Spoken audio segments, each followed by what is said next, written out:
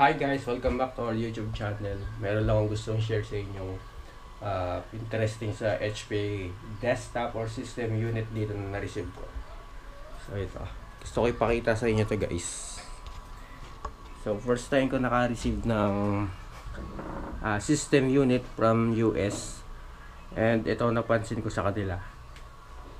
So yung binuksan ko tong HP system unit, yung motherboard niya, for sure kita nyo naman dito sa video, is ano siya, yun makikita nyo yung processor is like sa laptop na para katulad dito guys.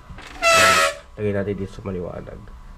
So ito yung fan niya, and then yung heatsink cover is halos same na talaga sa sa laptop, and then yung RAM memory niya same size naman sa pan desktop, so DDR3.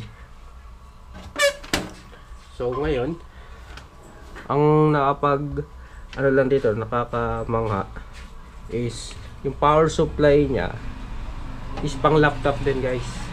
So makikita natin dito sa ano na to, ayan.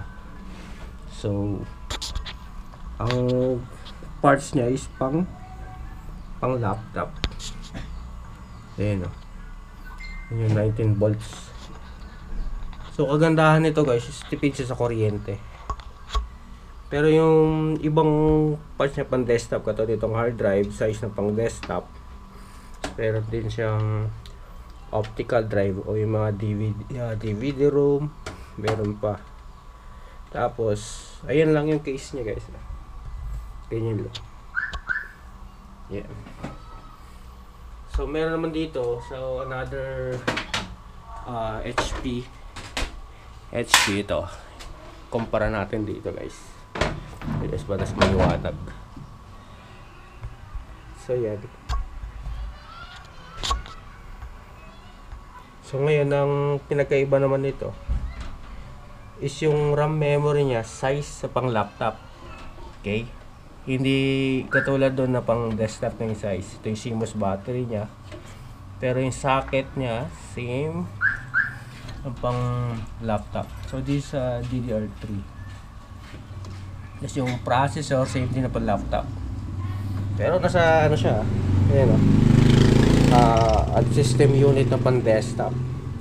So itong unit ito from US pinadala sa atin. So first time ko maka-encounter ng mga ganitong unit. Unlike yung sa mga normal size ng PSU nya, diba, usually dito nakakabit yan. Kung titingnan natin dito sa lagayan, ayun, ito yung pang PSU. So ito yung side na yan, pang PSU, tapos motherboard na dito. So ang pinagkaiba nya, meron palang ganito. So first time ko maka-encounter nito na. So if ever man magkaroon ng problem yung motherboard nito, ang pag-repair nito same diagnose sa pang laptop. Pero di ko lang sure if yung schematic diagram nito pag nagka-problem is available din sa Google o sa ano natin sa internet, no. So yan. So dalawa yan. Pinagkaiba nila. So ito pang laptop RAM na nakakabit, pero CPU siya desktop. So dyan naman is pang desktop size talaga ng RAM. Ayan. So ang specs nito, kasi nakalagay ito sa na-record ko, ito A6 5th gen 8GB RAM DDR3. So AMD siya. And then kasi 10 units kasi ito guys. So kagandahan niya, tipid sa kuryente. Ayun ang masasabi natin. So ito yung ibang mga units natin na available.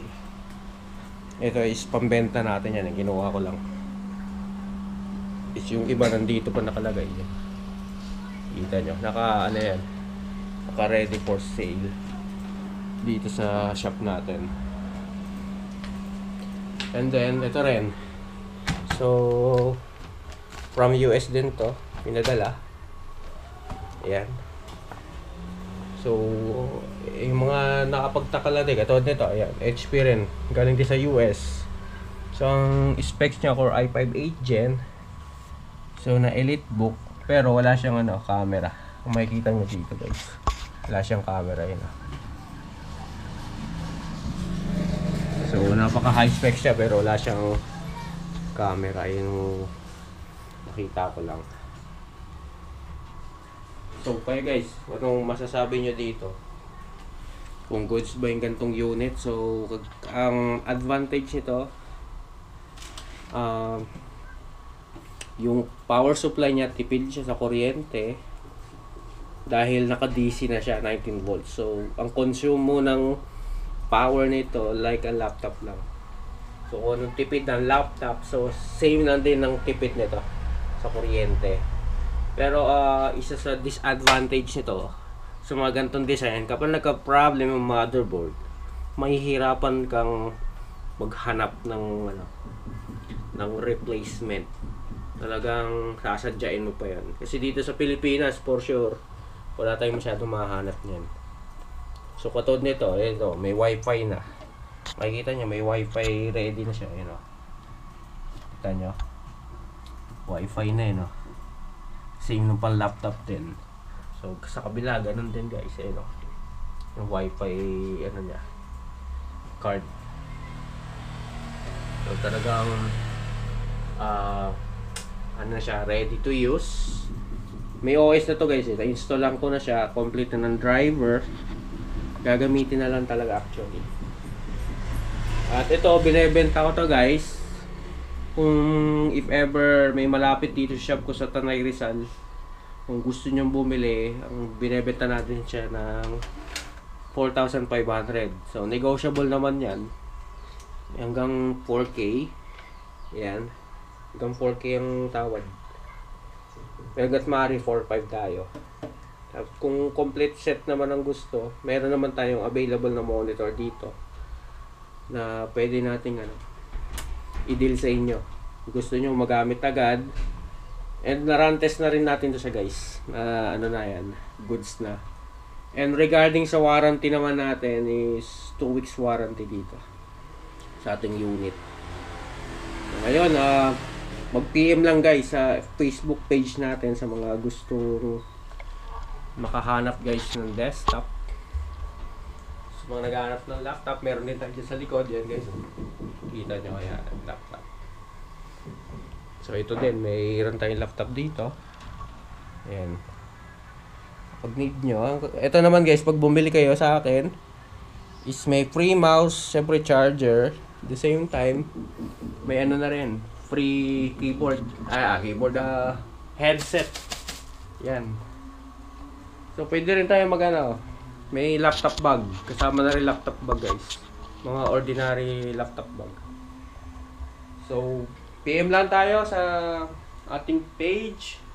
Continue to follow our Facebook page and subscribe our YouTube channel for more upload, for more computer related na mga content natin. So, gusto rin magpadala ng for repair, pwede po we accept nationwide repair. Padala nyo lang po dito. Ayun lang guys, maraming salamat. This is just Enzo. And bye-bye.